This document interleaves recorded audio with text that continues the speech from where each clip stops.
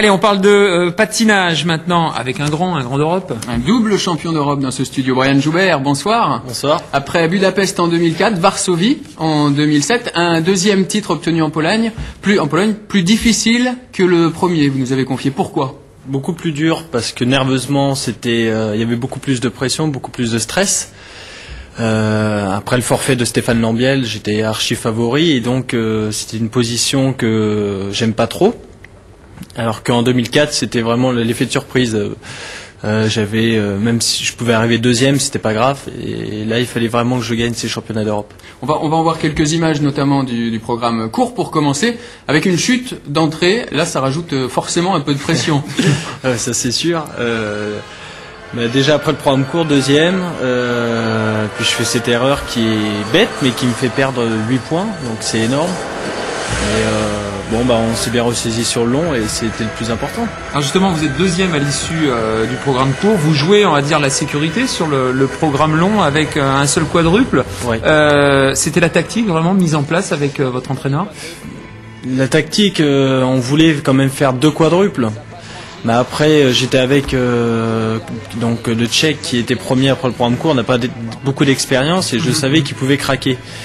Et je regrette quand même de ne pas avoir fait le quadruple salco parce que je me sentais bien et je pouvais le faire. Ça pouvait passer. Ouais. Malgré la pression dont vous parliez tout à l'heure, 6e victoire de la saison en 6 compétitions, vraiment du 100%. Il y a le facteur réussite qui est venu se greffer cette saison, c'est quoi par rapport aux autres années? Travail, beaucoup de... Là, je règle tous les détails et c'est vrai qu'avec Jean-Christophe, mon entraîneur, c'est un perfectionniste et moi j'ai besoin de ça. Et je suis un peu plus pro et je prends plus soin de mon corps et je travaille beaucoup plus qu'avant. Vous avez retrouvé la sérénité avec votre entraîneur. Je vous propose d'écouter l'un des meilleurs entraîneurs mondiaux. Il s'appelle Alexei Mishin. C'est le coach de Plushenko. Il nous parle notamment de votre entraîneur, Simon. Je me souviens de lui quand il était patineur, je le respecte beaucoup. Croyez-vous qu'il peut porter Brian Joubert au titre de champion du monde ? Je pense que l'association Brian Joubert-Jean-Christophe Simon est le meilleur duo de la carrière de Brian. Brian Joubert, vous en pensez quoi ? Meilleur duo avec Jean-Christophe Simon de votre carrière ? Je suis d'accord parce qu'on s'entend très bien. Il nous a fallu peu de temps pour nous accorder. Et puis la preuve, les résultats sont là, donc il a pas tort. Mais ça me fait plaisir qu'ils disent des choses comme ça en fait. Surtout l'entraîneur de Plushenko. Voilà, c'est ça. Puis c'est vraiment le meilleur entraîneur au monde, Alexei Mishin. Un duo pour remporter les championnats du monde, c'est votre prochain objectif. C'est à Tokyo fin mars. C'est l'objectif aussi de la Fédération française des sports de glace. Je vous propose d'écouter son président, Claude Ancelet. Il veut ce titre de champion du monde, qui sera peut-être pas accessible facilement, vous devez bien vous en douter. Mais je pense qu'il en est capable, il est encore perfectible. Alors justement, Brian, avant les mondiaux, il y a une plage de temps quand même. Le programme, ça va être quoi ? Vous allez l'occuper à quoi ? Toujours entraînement, j'imagine. Ça va s'articuler comment ? Ça va s'articuler. Il y a eu une petite baisse de régime avant les championnats d'Europe. Et là, il faut repartir de plus belle, justement. C'est la dernière ligne droite. Il n'y a plus qu'une seule compétition, donc il faut se donner à 200%. Et ça va être... Là, on est dans le même cas de figure qu'avant le trophée Eric Bompard en début de saison. Donc j'ai quand même pas mal de temps pour me préparer et ça va me faire du bien.